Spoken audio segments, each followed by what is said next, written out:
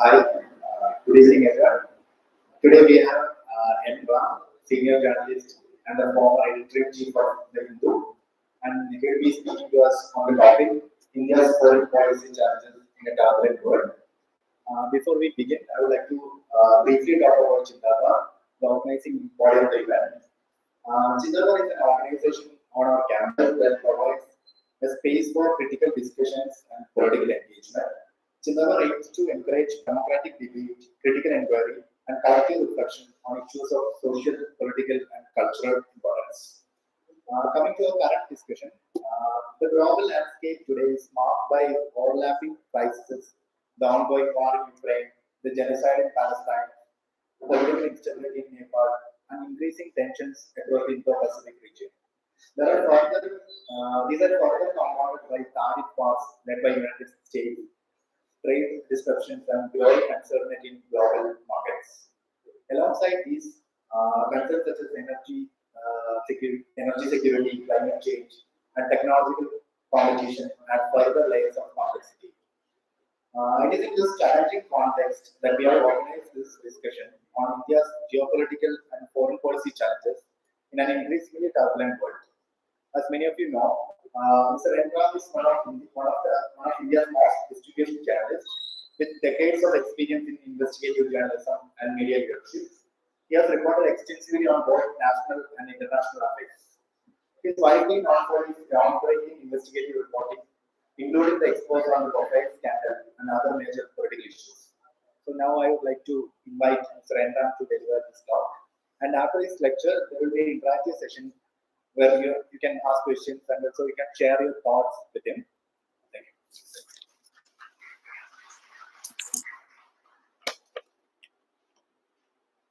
Friends, I'm happy to be back at Chintaba. I was here earlier. Yeah. I was here earlier to address the Rafale issue. And I remember meeting fond memories of the interaction in particular. But before that, I want to say that I've come to an excellent center of learning, research, innovation, incubation, and so on. Because IITM has been ranked number one among the IITs for the last 10 years, I hear. All of you deserve congratulations because you're part of that. The subject that I chose after some discussion with Rahul was India's foreign policy or foreign policy challenges, particularly in a turbulent world. The turbulence is obvious. You just have to follow American newspapers or newspapers that cover international events, particularly President Donald Trump, to see how turbulent the world is. It's reflected in his speeches and some of his actions. But let me start with what foreign policy is about, because in a place like this, I have to get into the conceptual aspects first about a country's foreign policy. What are the determinants of a country's foreign policy? And what is some of the thinking, scholarly thinking on this question, conceptual thinking on what foreign policy is about, or what are the determinants of foreign policy in particularly for a large country like India. So, some of the textbook definitions make sense, although there are lots of differences here. It's often seen as a sum of principles, interests, and strategies adopted by a country to conduct its relations with other countries and international actors in particular. For a large country, the determinants are complex and multifaceted. And classical thinkers, theorists have classified them into geopolitical, economic, strategic, historical, domestic, and leadership-related factors that should not be forgotten. The kind of leader a country has. Is he broadly democratic, or does the leader have an authoritarian bent? Does he or she want to personalize the conduct of policy, whether it's domestic or international? You see billboards with their pictures, and you see huge propaganda efforts to propagate the personality and the personality's leadership style and authority. You can have different views on this question, but leadership-related factors do matter, as we see in the case of the Indian Prime Minister or Donald Trump or the Russian President Vladimir Putin, or about the Chinese leader Xi Jinping, President Xi Jinping. There are many other examples where leadership comes to the fore, positive or negative. So the interaction between foreign policy and domestic politics, domestic policies is particularly important. It has attracted a lot of attention. It's not a simple projection of domestic interests or policy into the external sphere, or what are called external relations. It's quite complex, particularly for a large country where tensions in an environment and in a geopolitical context or regional context where tensions and even conflicts are challenges. There may be quiet periods, but underlying that calm could be a lot of tension. Something will burst out later or come to the fore. And India is precisely in such an environment, regionally as well as increasingly internationally, globally, if you like. So the conceptual views on what foreign policy is about, I think they're very important. And generally, you can say that foreign policy operates, with a particular reference to India, at the interface of the domestic and the international. It translates into internal needs, pressures, and aspirations into external action. It's obvious. And the factors are like geopolitical, geography is important, strategic factors, your neighbors, your relations with your neighbors, natural resources, whether you have enough crude oil, whether you depend on imports, whether you're subject to sanctions or pressures if you exercise your independent options. These are one important constraint or determinant of foreign policy. Speaking with particular reference to India. Then you have the historical context, historical and cultural experience of colonialism, being under the British Raj, this fight for independence. What were the values that came to the fore in the struggle for independence? What were the different views and interests that collided during that independence struggle? And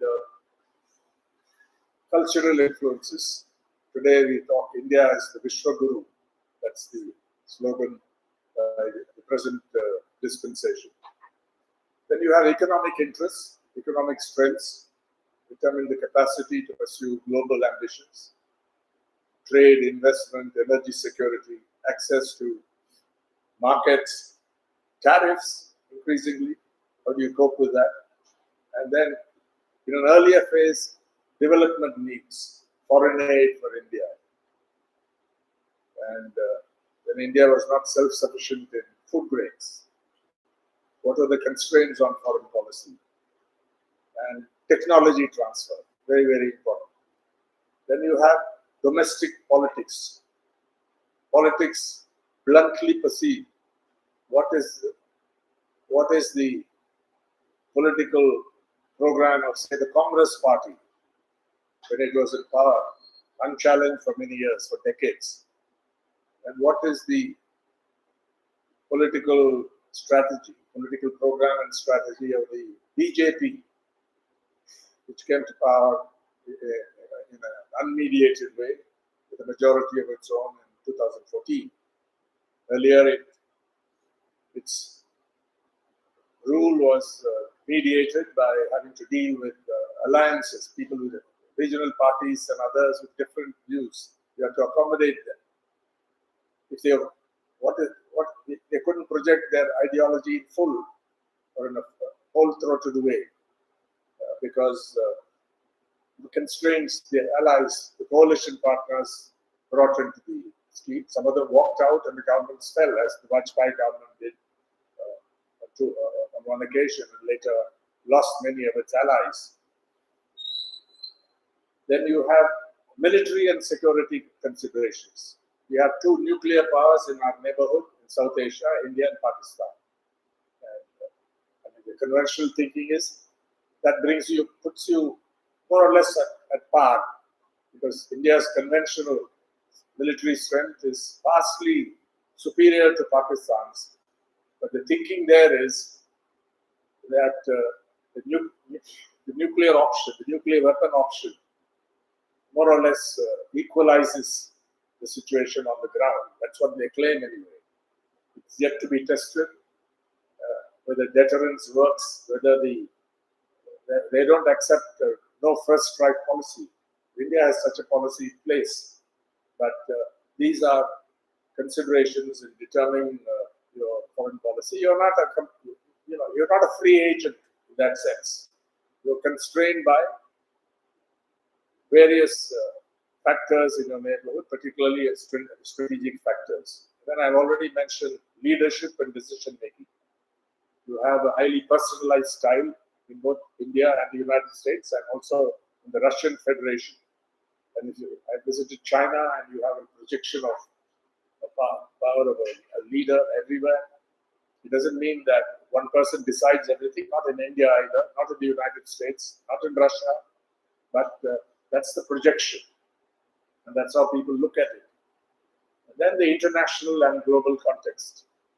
You had the Biden administration, then Trump came into the picture. The Economist has published several pieces, including editorials analyzing Trump's foreign policy, what they call, in quotes, madman diplomacy. But it's not just madness. Underlying this madness is a plan, is a strategy, is an outlook. Make America great again. America first. Everything is secondary. We don't subscribe to any liberal principles, which many others did, probably hypocritically in the past. They overlooked Israel's genocidal actions in Gaza. The Biden administration supported it, perhaps even more strongly than the Trump administration. So these are factors that matter to the country's foreign policy, and I think that's where we start. There has been a first proposition for India. There has been a conceptual shift from what used to be called non-alignment to what is now variously formulated, the foreign policy. You would say that they talk about multi-alignment, depending on interests. They claim that, and this is not just with the BJP government, it started earlier with the Manmohan Singh government. Even in a coalition era, it started where you had a strong push at the top level. They made changes in foreign policy. For example, India's dealings with Israel on the security front started not with Prime Minister Narendra Modi, but much earlier, particularly during Dr. Manmohan Singh's years, Prime Minister Manmohan Singh's years. So it's more, they call it pragmatic. You could call it realpolitik, so on at that point of time. And so the shift from non-alignment, is India really non-aligned? If you ask the question, I'd say no. The non-aligned movement is much weaker. It's faded internationally, but in its place have come regional groupings like BRICS and many other SCO and so on, where different values are being projected. And broadly, India is a member in many of these groupings, including BRICS, which Trump cannot tolerate. He's made it clear that he will impose sanctions against this. India, I think in our discussions before this meeting, we had a brief exchange on whether India is a world power, is a global power. That's certainly the aspiration, Vishwaguru. India is important on the world stage. There's no question about it. This has been a long process. It started with Jawaharlal Nehru, who projected India's non-aligned policy on the international stage during the Korean War and many other conflicts, Vietnam and so on. But at that time, India's what is called comprehensive national power was very limited, was underdeveloped. Today, for various complex reasons, India is a much stronger player on the global stage. But is India truly a global power? And I'd say no. It's an aspiration. We don't compete with the United States. We don't compete with the European Union. We don't compete with the Russian Federation. We don't compete with China, our neighbor. Because if you look at the sheer numbers, China's growth has been phenomenal. I'll come to that a little later. But the vocabulary, the language is quite different, and India tries to basically play about its weight, fight about its weight. Which is all right. That's an aspiration. And if people buy it, that's fine. But is India truly a world power, a global power? And I certainly don't think it has achieved that status. And in a recent article in the Hindu, former National Security Advisor, M.K. Narayanan, went into this in great detail. I don't necessarily agree with him on everything here. It's called India's Travails in Negotiating a Friendless World.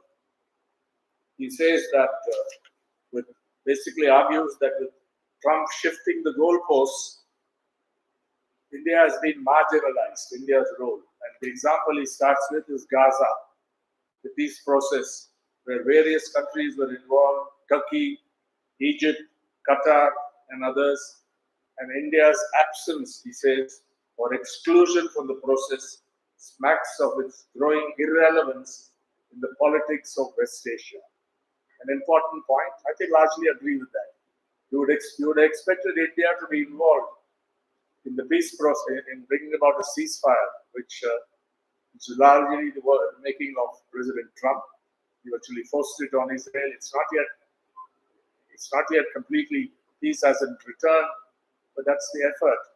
But the various Southwest Asian powers were involved, including the part European power, Turkey, which is much, its comprehensive national power is much smaller than India's. But Turkey had a crucial role, Qatar, of course, and Egypt.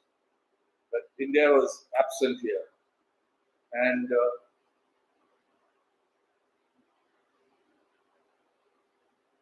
he says there should be a wake-up call.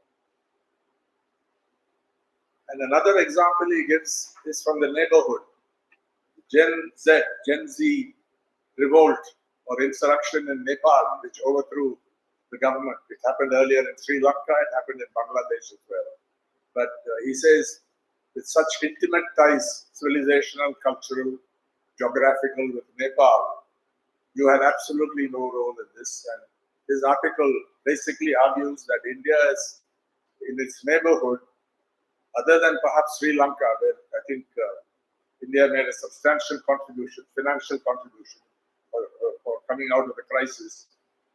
You have lost your role. Irrelevance is an exaggerated word here. It's not irrelevant, it's still very relevant. But the kind of role that we would have expected from a large country, which is much stronger than the others in the neighborhood, in this region, I think that's the article by India's the former National Security Advisor, former director of the Intelligence Bureau also, former governor who lives in Chennai, and he has come out with this. He's a bit of a hawk on China and Pakistan. He also talks about how ineffective you're being in relation to China. I'll come to that a little later. But these are the trends here. Now let's look at first relations with the United States, because that's been quite prominent in the recent period, particularly after Trump was inaugurated in January of this year. He was re-elected to a second term after losing one in between in November 2024. His second term was inaugurated on January 20th. And I did an article for a UK magazine called Prospect, The Making of Modi, it was called, where I began with saying, in the mind's eye, you imagine a second Namaste Trump. Remember, 1 month after the World Health Organization had declared not a pandemic, but the virus to be a virus of international concern. Just before the pandemic was declared, there was an extravaganza at the Narendra Modi Stadium in Ahmedabad.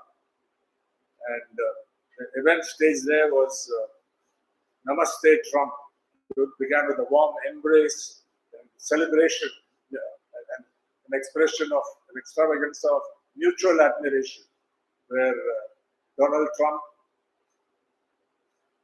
called Modi my great friend. He still does that occasionally from time to time, but he's also been very antagonistic in many ways.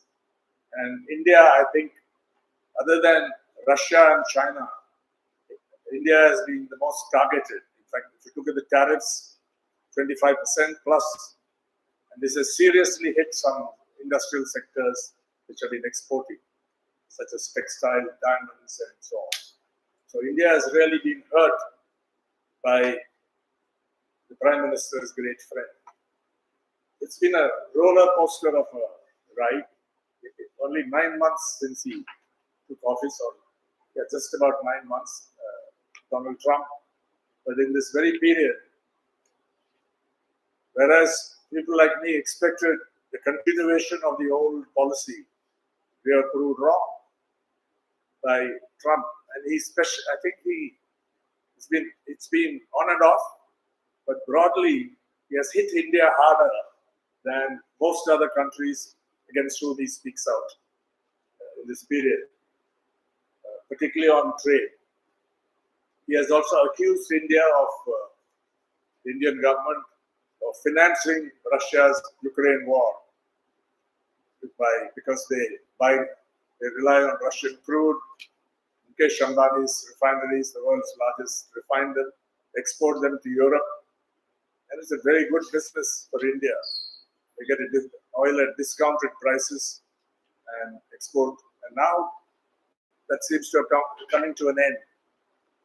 Then during the brief conflict, the 4-day conflict with Pakistan, which was named Operation Sindoor, various accounts came out. I don't want to go into any controversial area, particularly here, whether aircraft were shot down, who did better. But a senior army leader in India did say that, went on record, I believe in a press meeting in Singapore, basically saying that we learned from our mistakes made in the earlier phase, and so on.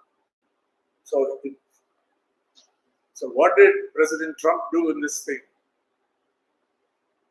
He claimed that he had engineered the ceasefire, the cessation of hostilities, if you like, this. The Indian government in various ways protested or dissented from this, claiming that it was not him, it was Pakistan that virtually on bended knees begged India for a ceasefire, which I don't think was the case either. But did Trump really mediate this ceasefire? Was he the author of this cessation of hostilities? We don't know. I don't think it was what Trump claimed, but was it Pakistan that begged for this? I don't know. Pakistan, on the other hand, has exploited this situation. The Pakistani government, largely led by Qasim Munir, the field marshal now, often called the de facto ruler of Pakistan now. What did he do? He was invited to dinner at the White House with President Trump, and he declared that they are nominating Trump for the Nobel Peace Prize. Prime Minister of Pakistan repeated that recently. And that was one where I think there was a clear dissonance. And these things matter, it appears, to Trump. His obsession with getting the Nobel Prize, his claim that he ended 7 or 8 wars, and that's also the effort in Ukraine. He claimed he was doing that, and at the top of the list was India-Pakistan for him.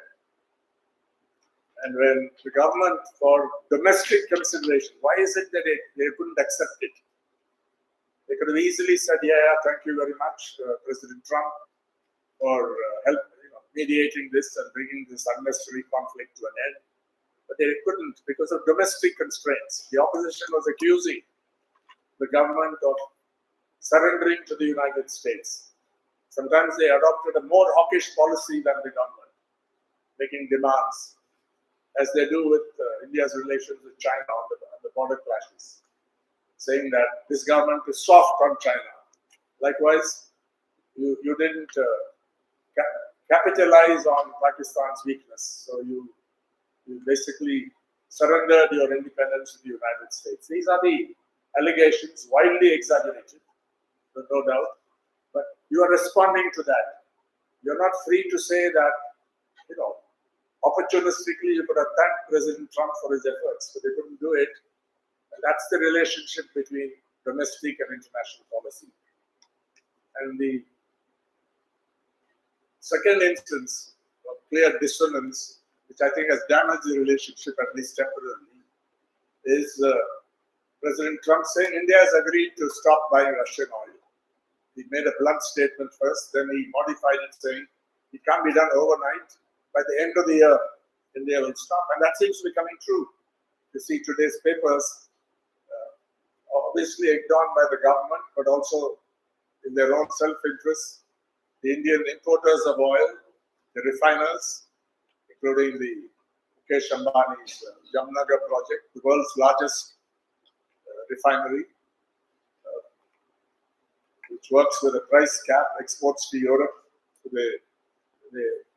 It appears that those imports will be phased out, certainly by the end of the year. Otherwise, they face sanctions on the two main oil giants in Russia. But this could yet change because Trump is not going to stop engaging with President Putin.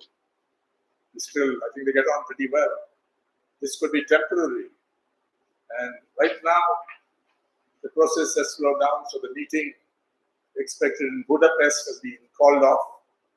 But it may resume, and Trump would certainly want, before he gets his Nobel Prize next year for peace, he would certainly want the Ukraine conflict to end on terms not entirely satisfactory for the Ukrainian President Zelensky, who's another authoritarian, who has not conducted elections, and so on, and is asking for missiles to strike deep in Russia, so on. But Trump, I think, for all his madman diplomacy, probably wants to end this war. This, I think, has to be faced.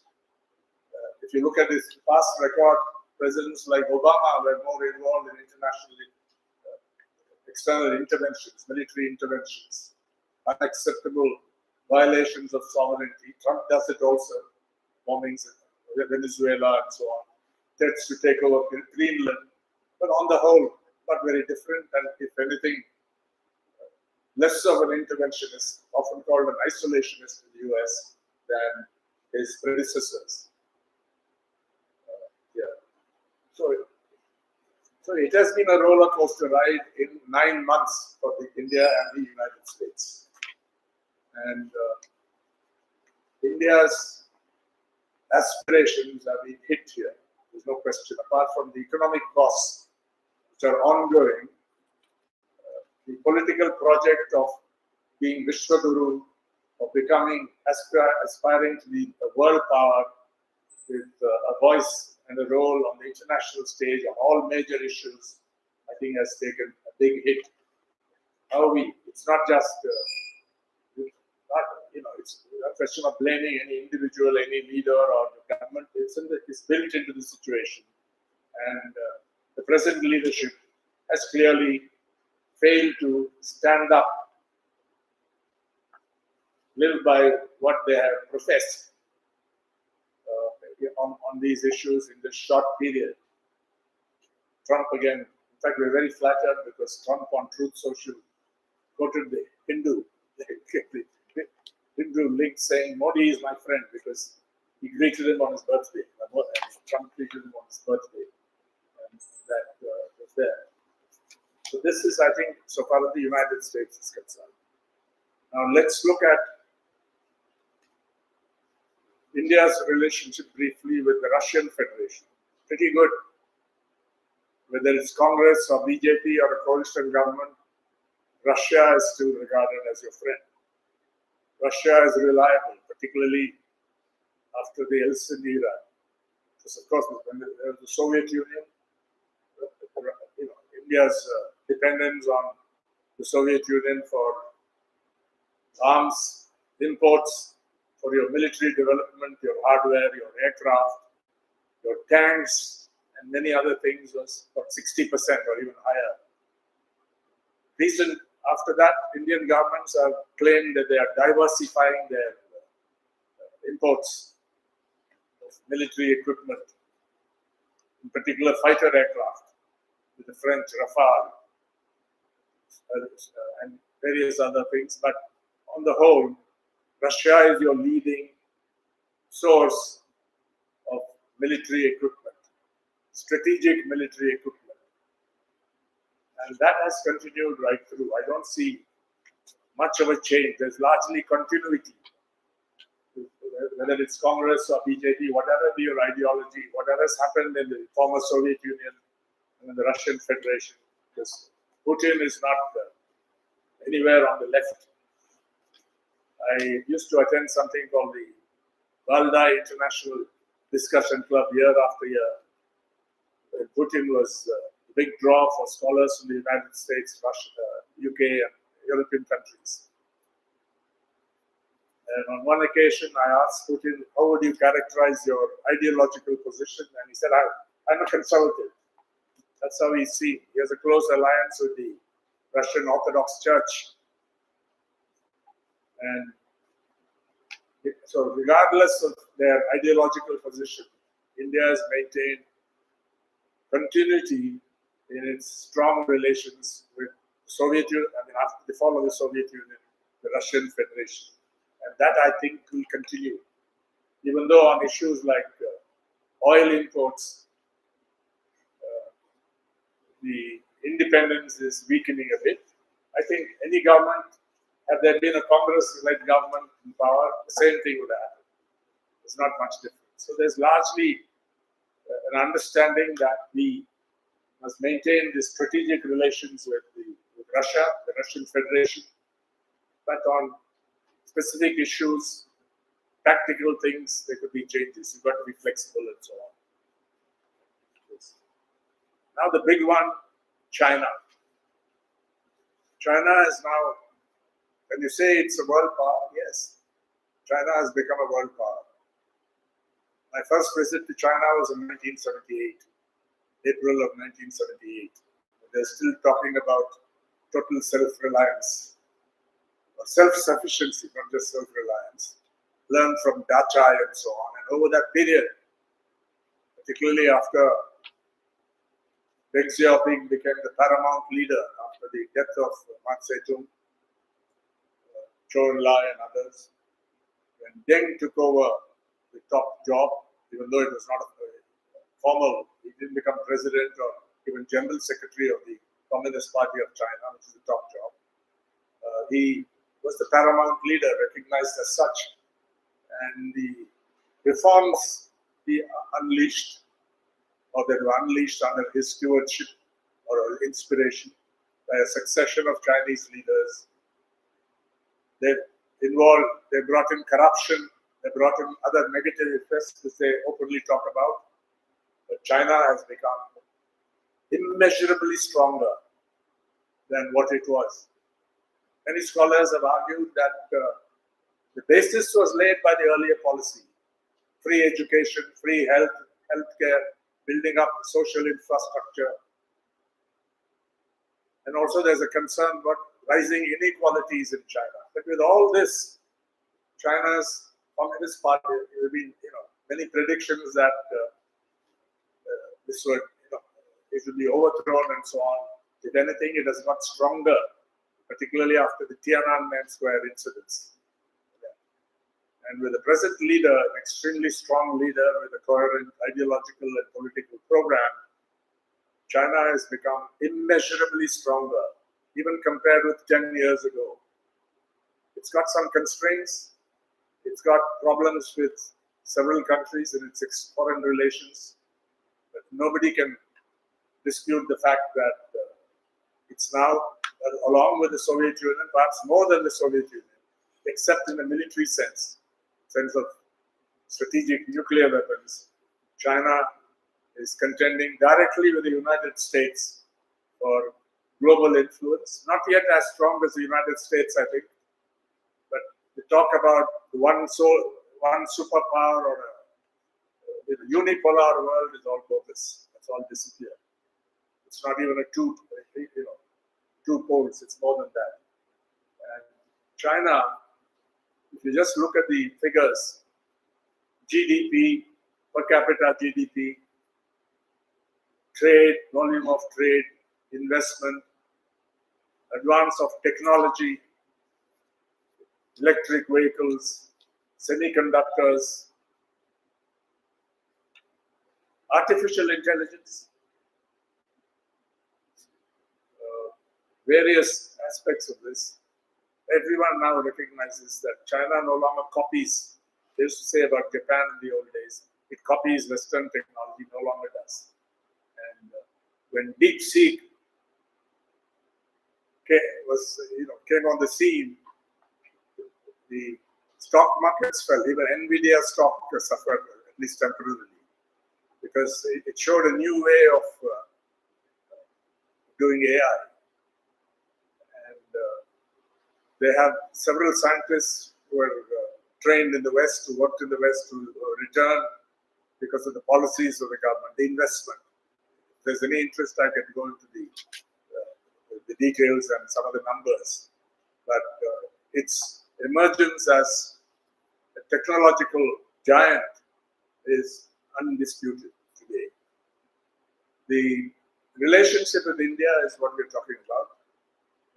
And in 1988, in December of 1988, Rajiv Gandhi, Prime Minister Rajiv Gandhi's visit to China, I was part of the media team that went, we saw it from close quarters. Deng Xiaoping was there. That was the breakthrough moment.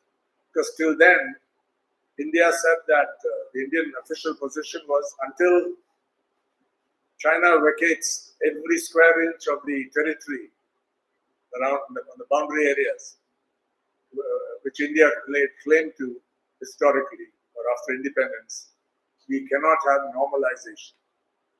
Rajiv Gandhi, in my view, deserves most credit for breaking with this policy. It was prepared for by various others before that. Because some kind of semi-normalization emerged. But for the first time, India accepted the position that, to put it in Deng Xiaoping's words, let's by all means try to resolve the boundary question. But until you do that, let's resume relations all around. Let's develop relations all around. And that is exactly what has happened. Trade is the best example of this two-way trade. If you add imports and exports, it used to be below $1 million US, the value of it in 1988, or even a little later. Today, China is either your number one trading partner or number two trading partner, the other being the United States. And I think the current figures are around $135 billion US. And it sometimes goes up and comes down. The US is roughly around that. We don't have the final figures for this year yet. But the trade relationship is at the heart of it. even during the Galwan clashes, trade grew over the previous year. India is now structurally connected or dependent, you can say, on Chinese imports in several areas, apart from rare earth metals. In many other areas, India's exports are largely raw material, semi-processed material, for industrial goods, manufacturing goods, hardware, technology. I think you're dependent on China. The structure is a little different with the United States. So this, I think, is a very positive development. Investment is not on either side has not developed to the same extent. But this connection or structural, what do you call it? Not integration, what is the word?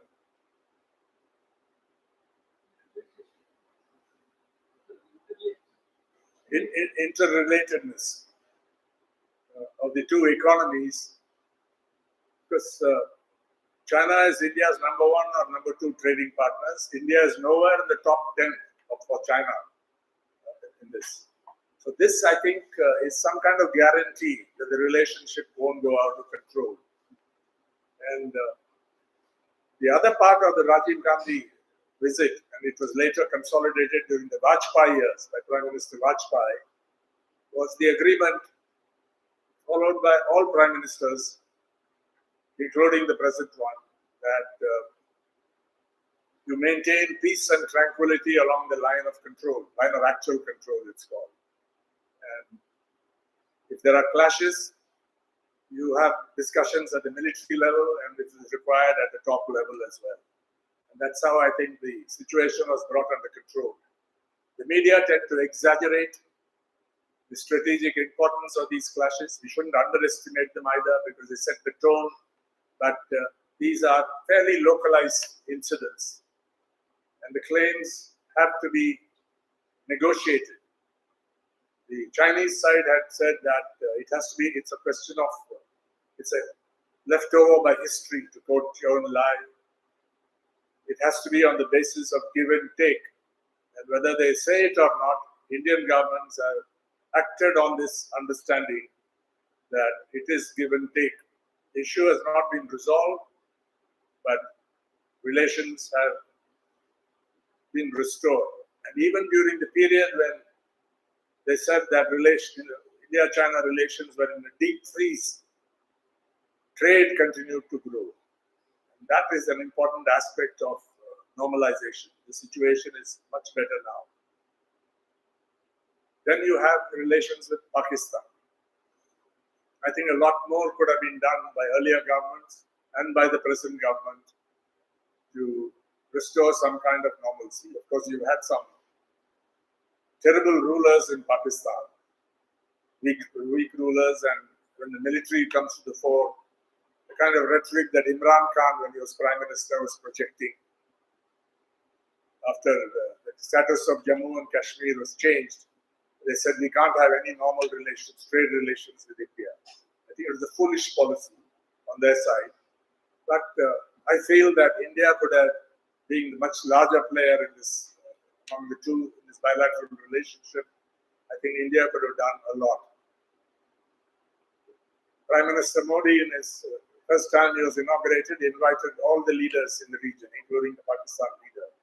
He flew in on the birthday of Nawaz Sharif to congratulate him. These were gestures, but I think a more consistent policy without the pressures brought in by national chauvinism, that you are Vishwaguru or you have to be the United States of this region, and that your strategic strength or comprehensive national power is immeasurably greater than the others. You're the leader in this region. You're big brother. If you give up this attitude, I think this policy could be much better perceived. And you make charges, of course, awful terrorist strike, but internationally, when evidence was asked, I think there was a problem there. And countries like Turkey stood on the side of Pakistan. I think that was unnecessary. even Saudi Arabia, with whom India has a pretty good relationship, took different positions on this issue. Whether you say this terrorist strike leads to a conflict, a surgical strike earlier, or the kind of action we saw with drones and fighter jets. Interestingly, they did not cross the international boundary between India and Pakistan this time, on the land. The attack, the missiles and the drones were from the other side, on your own side of the line, in both cases. That kept the conflict under some kind of control. But could you not pursue a more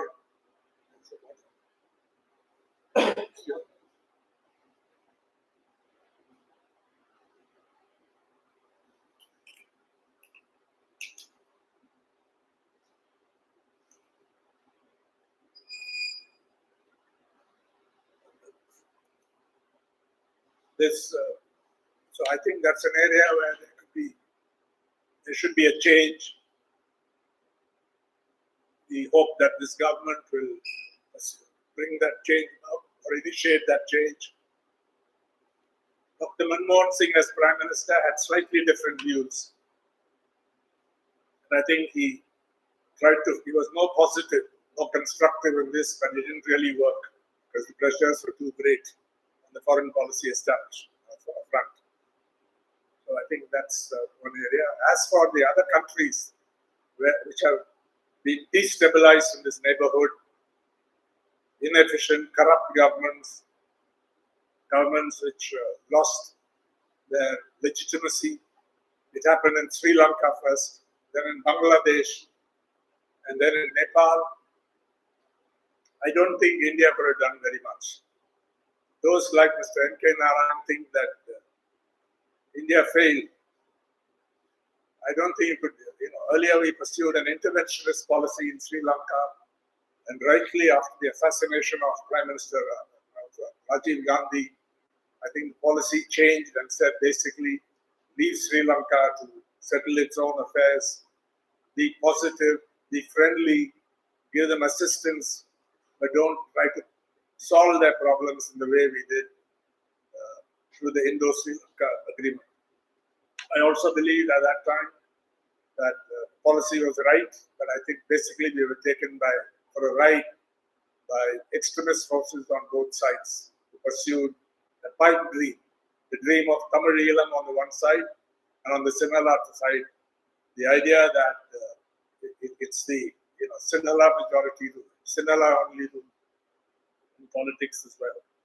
I think as India, through the changes of governments, has taken the right stand so far as Sri Lanka is concerned, and that applies to the present government as well.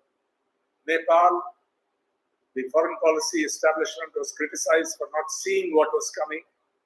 Sheikh Hasina's long and very friendly towards India, but highly autocratic, repressive, corrupt, and sooner or later that government, we knew that it would collapse. You didn't see it coming, but is that your fault? I don't think so. There's nothing much you can do, and I think Sheikh Hasina was rightly given asylum in India when she had to flee Bangladesh. But that criticism, I think, is overdone. There's nothing much you can do. All of this only reinforces the point I made that you're not the kind of United States in your neighborhood. You in the US couldn't control all the situation, Cuba, Venezuela, and so on. But you certainly are not. You cannot be Big Brother, the supreme lord of the region. You've got to accept what happens in those countries and give whatever positive help you can if they are willing to accept it. You can't impose yourself. You can't violate their sovereignty. And we did that on some occasions in Sri Lanka. Bangladesh was different. The war that led to the formation of Bangladesh. India's policy, I think, at that time was right. It was a huge inflow of refugees and the military intervention and all this thing about Mukti Bahini. I think only Bengalis will remember that. Others, I don't think would have. Two professors will remember that. The situation in Calcutta and so on at that time. I think the then Prime Minister Indira Gandhi did extremely well in standing up the US, bullying. The Seventh Fleet was there and so on. I think that intervention was an exception. But otherwise, I don't think the criticism that you couldn't do, it's your fault to some extent that this change has happened, change that has been hostile to India largely. You see the rhetoric. Otherwise, relations with Bangladesh are pretty good. Progress has been made since 2014. And as for Nepal, I think it's best to leave them to their own devices. It seems to have settled down pretty quickly, at least for the interim. So all this, I think, brings a measure of realism to the pursuit of foreign policy here in the neighborhood. So I'll stop at this point, just summing up that you need to understand that foreign policy is determined in a complex way. Domestic policy matters, all the other factors I mentioned matter. This is well recognized, nothing new. But if you aim too high, if you don't live up to your promises, you claim to be independent, if you buckle under bullying, particularly of the likes of Donald Trump, that would be a serious mistake, and you'll also pay for it domestically. But if you recognize the constraints, if you recognize your constraints on your own projection of power and on your foreign policy, then that's a much better way to conduct external relations here. So I think we've had a very turbulent world. It's not developed, we've not seen any major conflicts. Ukraine could be called that, but it's specific to two countries. It's not spiraled out of control. Russia is much the stronger power. Russia cannot be defeated in Ukraine. Everybody knows that. But they want to impose costs on it. And India there, I think, by abstaining and not taking a stand, I think has taken a correct stand in this. And this is the continuity of foreign policy. In Gaza, there's a great deal of scope for criticism. Yes, I want to just make that point. I think Gaza, under Prime Minister Modi's leadership, the approach to the Palestinian question has changed. Relations with Israel, which were established earlier, have been strengthened a great deal. And the failure to condemn Israel's genocidal actions in Gaza, apart from saying, there's a humanitarian issue there and so on. There's no condemnation of Israel. And several other countries have done that. But India has failed, I think, in this. And those who study this area talk about de-hyphenation. Earlier, your approach to Israel and Palestine was one.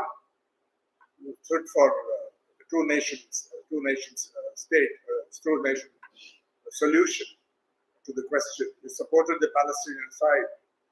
That struggle was just. Struggle for liberation was just. Today, they are, according to various diplomats, they've written about it. They are conducted on two parallel lines, totally different. They never meet. You stand in words for a two-nation solution, but in practice, you privilege your relationship with Israel over the other. And the Palestinians felt left down. And this is the main reason, I think, why you are totally you're absent, as Mr. Narayanan says, from the processes that led to the ceasefire or cessation of hostilities in Gaza. Whereas Turkey, Qatar, and so on, they figured, Egypt figured, India was absent from it to show the limits of your foreign policy. And it is entirely deserved, in my opinion, that you are out of it because you didn't take a proper stand. You didn't take a principled stand. There was no continuity in this policy. This is my take on India's foreign policy challenges in a turbulent world, and I'm sure there are some other opinions, questions, and so on. I'll be happy to take them.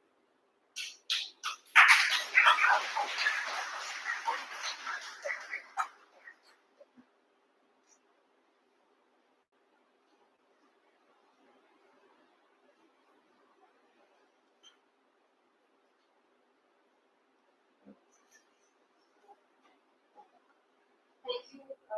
Edna, for that invitation. We now open the floor to audience. Feel free to come up with questions and comments.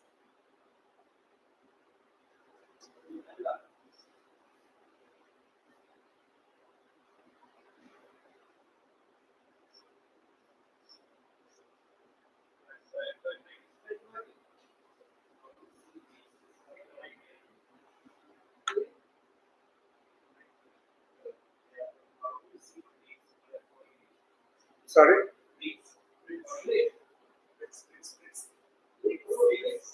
BRICS.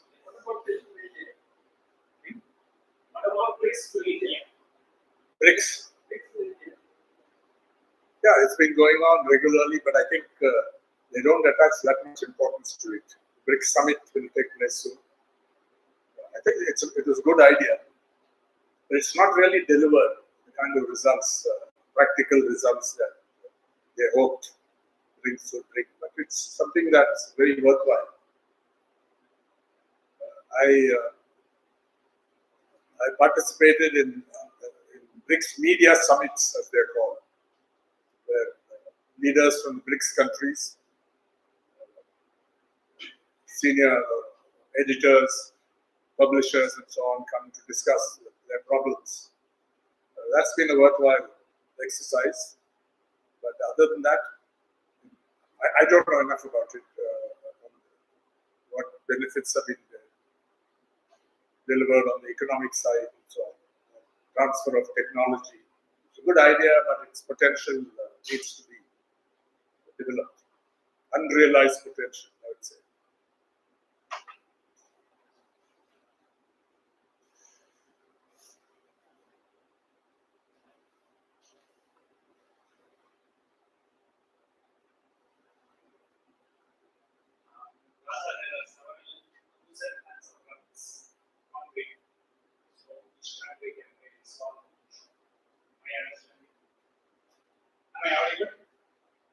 Yes, you are. So several thousand tons of produce. Basically, what I feel is we have the technology, we have the manpower.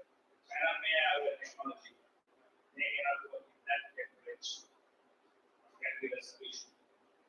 That's true. I think we should have. $1 billion mission. We should extend our solidarity in these ways. That's a good example. Where India can do it, and so can maybe even work with China on this. Team up, just as in some multilateral forums, India and China take common positions on issues like climate change. I think this is an area where China, of course, has come out in support of attacking Israel. But on issues like this is a good example of how we can extend practical solidarity with those who have suffered with the genocidal attacks.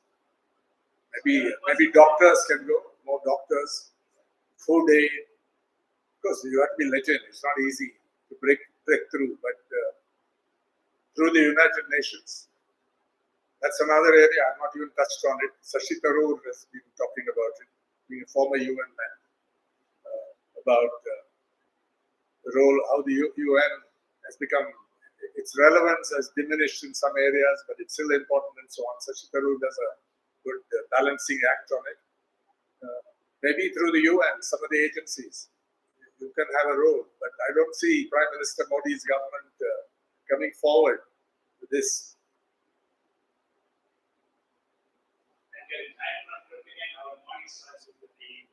Thank you. Just said, today's your day. So that's why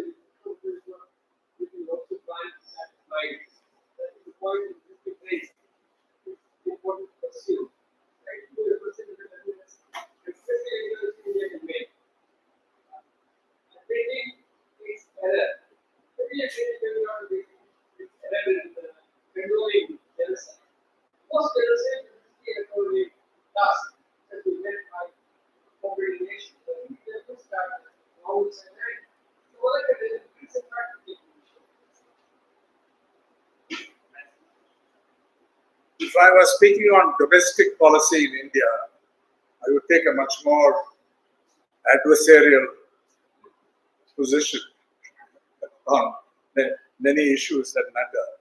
But on these foreign policy issues, although I can't go into depth on some of them, I think we have continuities. What has happened in the past bears down on what options you have today and also the approaches that are desirable. And there is a professional foreign policy establishment represented perhaps by Jay Shankar, which knows how far you can go or what boundaries you don't cross. So that is the strength of Indian foreign policy.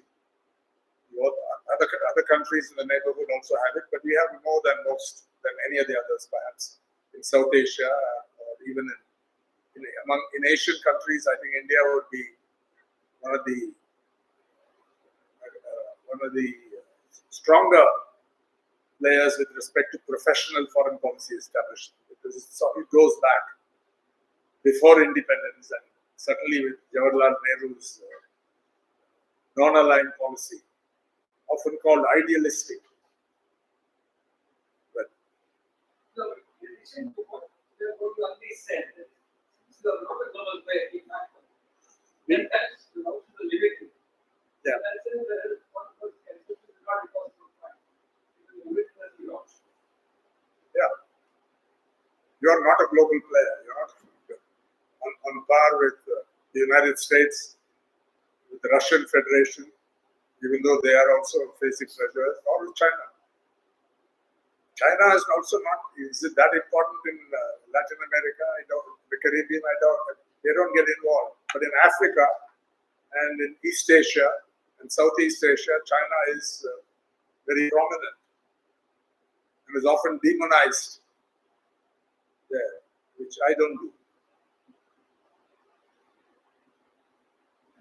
So it's nice to listen all the insights from the living countries. In this one, like Afghanistan and the current regime of Afghanistan. Thank you. That's good. Yes, neighbor. In fact, that's a good reminder. I think this is a positive factor for in our neighborhood. When the diplomatic relations have not been established yet, full ambassadorial relations. I think we should do it in line with the policy in other areas that you let them. I mean, we don't like the Taliban, particularly when they came to India, that women journalists are not allowed for that. So India accommodated that. But I think it's not an easy decision to make for foreign policy professionals. And somebody who won't even speak to women unless they're from your family comes here on an important issue, and then you shouldn't hold a press conference. But I think it's Afghan relations, Afghanistan, whether under the previous regimes, which had very good relations with India, or under the Taliban, with whom India had no relations at all, formal relations before, has been friendly to India. I think our development aid, humanitarian aid has been welcomed, deeply appreciated. And there are conflicts with Pakistan. The bombing of some Pakistan areas by the Afghan Taliban, and the Pakistan army is killing 2 cricketers also. Remember, recently. So that has paved the way for good relations, and I think the time has come for India the Indian government to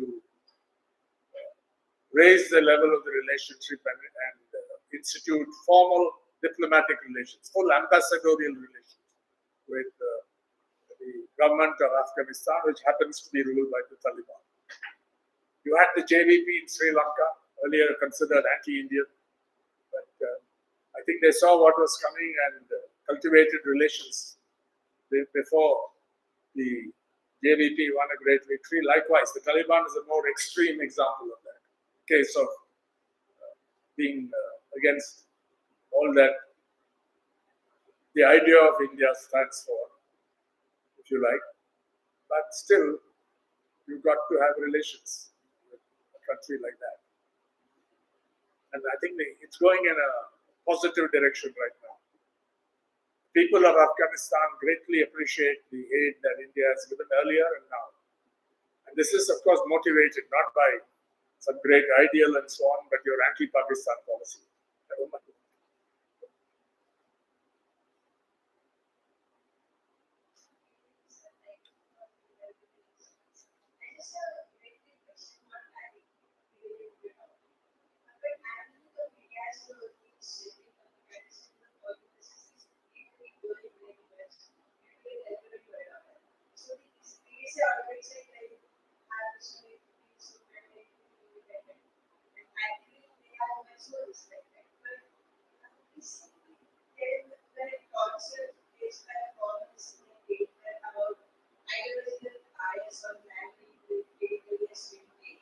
So, how can Indian institutions ensure genuine pluralism and intellectual independence, especially when agency nationalism and so much Indians online colonization? So, what is the What's the question?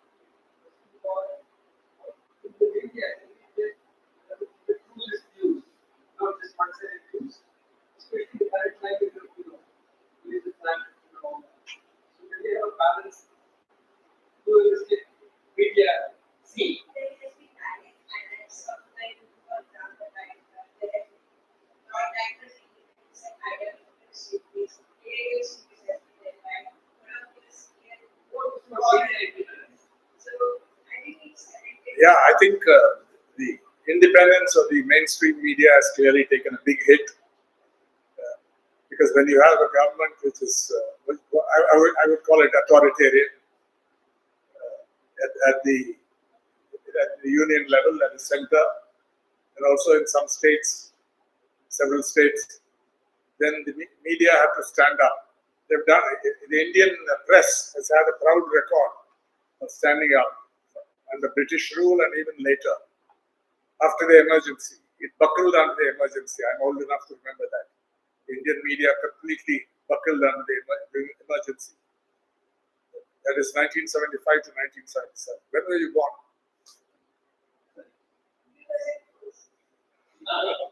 So, but after that, I think now you really see the decline in values. There are still spaces. People say that it's all gone. This is another emergency. I don't believe that. I think there are still vast spaces, including social media, but also in the printed press, on various digital platforms, even in mainstream newspapers, in various languages. But if you look at television, particularly in the English language, that's a sorry story, complete propaganda. And they've lost all self-respect. So that's because you have a strong government and also the media have been economically they've been weakened. In the digital age, you're no longer strong in the sense of getting advertising, because advertising used to be account for 70-80% of your revenues, and now that's come down for various reasons. I won't go into that here. So you feel weaker and more vulnerable to these pressures. You also petition governments, you beg them to give you ads. It's a largely throwaway. Your circulation doesn't warrant that. So government advertising is one way of controlling the media today.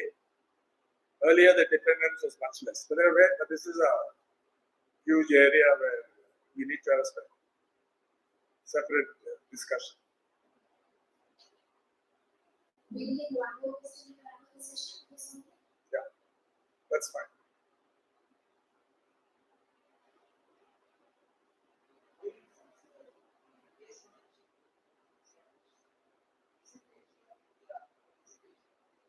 Will you speak up a little? I can't hear. Speak up. Can't hear. Maybe the fans.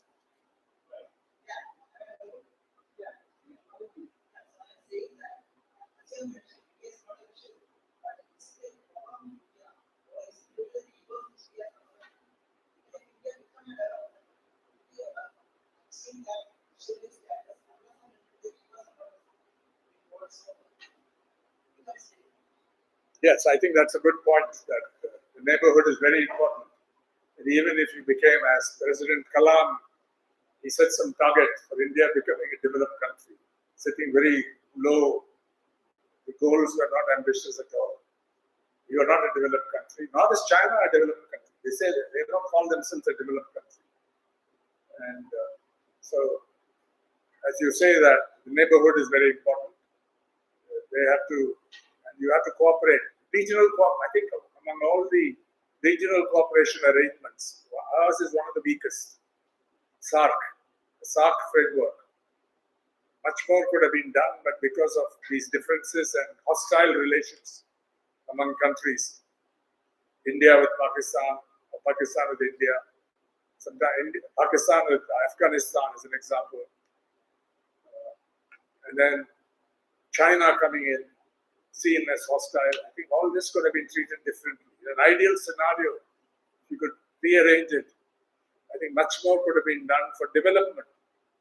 Also freeing resources from huge military expenditures.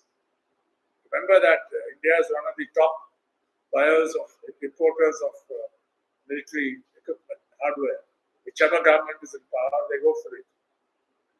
Bofors, Rafale, Sukhoi, the tanks.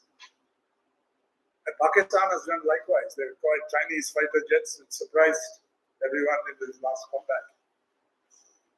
So those are a burden on development in many cases. But that's in an ideal world. In the real world, it's hard to escape this.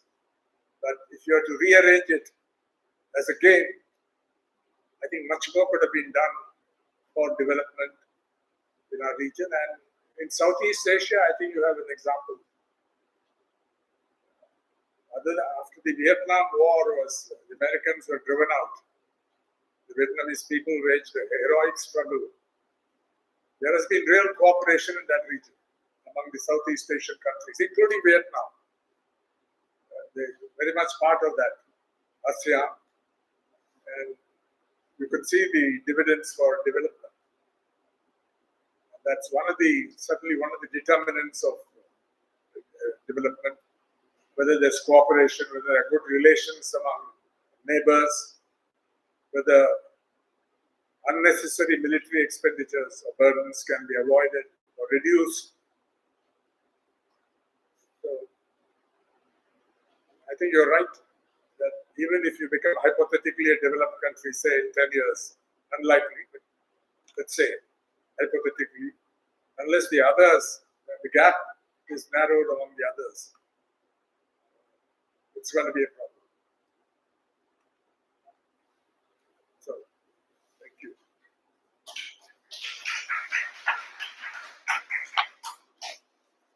Before we come to the session, I would like to invite Dr. R. Sriram, Technical Advisor of Geneva, to kindly hand over the token of appreciation to Mr. Sriram.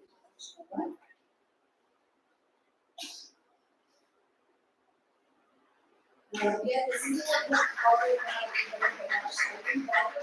It's Life, Art, and Resistance in Anatomy. A body on the barricades that come up the flash. Placed by Arundhati Roy as insightful and unusual. Thank you. Life, Art, and Resistance in Contemporary India. Thank you.